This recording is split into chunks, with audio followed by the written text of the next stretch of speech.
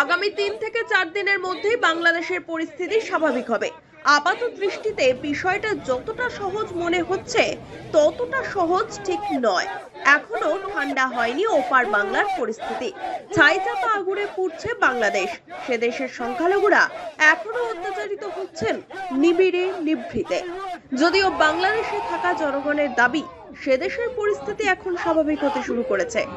বাংলাদেশের সংখ্যালঘুদের উপর আওয়ামী লীগের উপর হওয়া অত্যাচারের নাকি সমাপ্তি ঘটেছে, কিন্তু এমনটা যে আদতে হয়নি সে কথা স্পষ্ট বলছেন প্রবাসী বাংলাদেশিরা। এদিকে শেখ হাসিনার সরকারের পতনের পর বাংলাদেশে গঠিত হয়েছে অন্তর্বর্তীকালীন সরকার। নেতৃত্বে রয়েছেন নোবেল জয়ী অর্থনীতিবিদ ডক্টর মোহাম্মদ ইউনূস। কিন্তু এখনো সে দেশের সংখ্যালঘুদের উপর হামলার ঘটনা থামেনি, যা নিয়ে উদ্বেগ প্রকাশ করেছে রাষ্ট্রসংঘ। এবার এই হামলার প্রতিবাদে ঢাকা, চিটাগং এর মতো একাধিক জায়গায় পথে নেমেছেন বাংলাদেশের হাজার হাজার সংখ্যালঘু। হিন্দু, খ্রিস্টান, বৌদ্ধ এবং ইহুদি বংশোদ্ভূত 1000-এরও বেশি কানাডিয়ান বাংলাদেশি সংখ্যালঘুদের সঙ্গে সংহতি প্রকাশ করে তাদের অত্যাচারের প্রতিবাদে রাস্তায় নামেন। তাদের দাবি,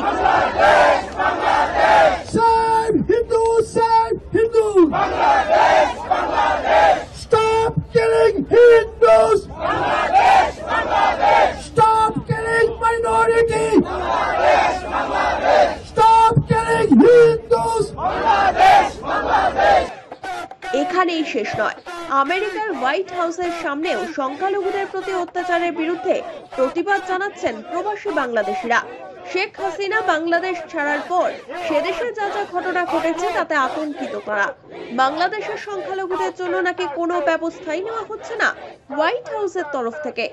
আর এতেই ক্ষুব্ধ আমেরিকায় থাকা বাংলাদেশি সংখ্যালঘুরা।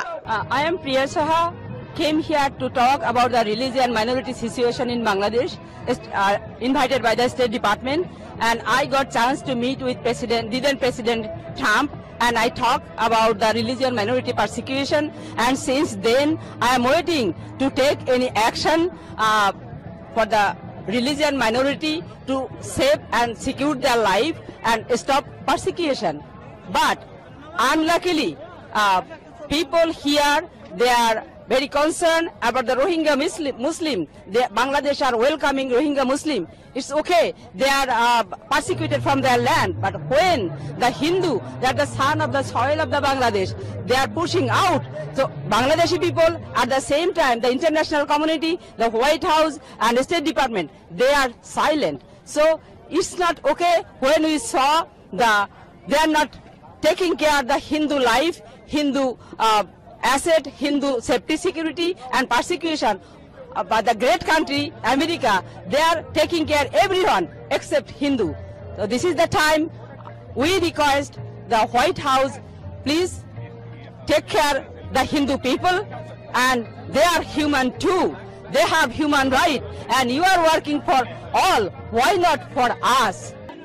শুধু তাই নয়, বাংলাদেশের শত শত সংখ্যালঘুর প্রতি অত্যাচারের প্রতিবাদে আজ হোয়াইট হাউসের সামনে জড়ো হন প্রবাসী বাংলাদেশিরা।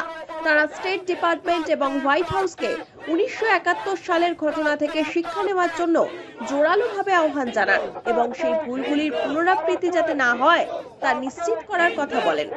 This is Mahendra Sapa from the Vishwa Hindu Parishad America.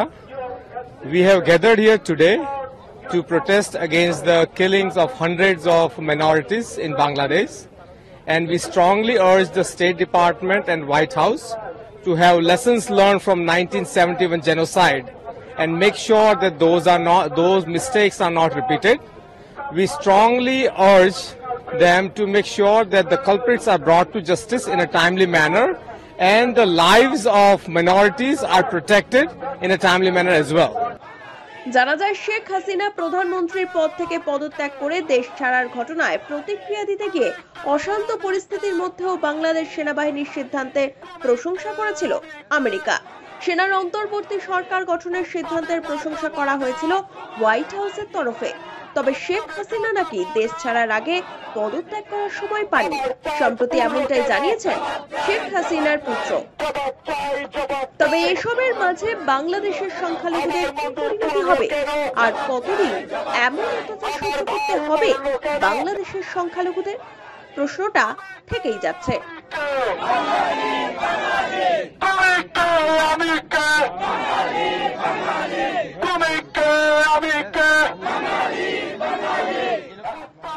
Bureau report, one India Bangla. আমার চার্জ পূর্ণ কেন? জবাব চাই, জবাব চাই। আমার মন্দির পূর্ণ কেন? আমার ভাই মরল কেন?